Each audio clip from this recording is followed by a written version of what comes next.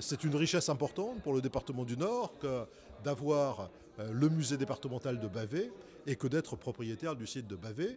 C'est aussi une responsabilité. Nous avons effectivement des vestiges qui sont encore dans un état tout à fait remarquable, qu'il importait de protéger, d'où la couverture du cryptoportique, c'est-à-dire de ce qui figurait au niveau d'une crypte, à un niveau quasi souterrain, et qui protégeait d'autres portiques qui, eux, ont aujourd'hui disparu.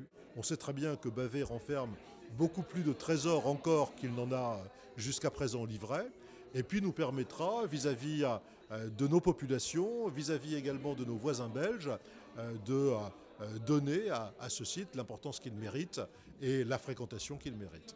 C'était effectivement un site considérable avec des lieux qui étaient consacrés à la justice, des lieux qui étaient consacrés au commerce, des lieux qui étaient consacrés à la réunion effectivement des populations. On y a déjà trouvé des trésors de bronze, je pense qu'on pourrait en trouver d'autres. On sait qu'il y avait des statues équestres également sur le site. Et ce site, il a vécu depuis le 1er siècle, les autres enceintes qui ont été construites jusqu'au 4e siècle, et ensuite à la période effectivement médiévale. Donc je pense que les découvertes, ce ne sera pas uniquement des découvertes datées de l'Antiquité, mais ce sera des découvertes qui iront de l'Antiquité à, disons, à la Première Guerre mondiale.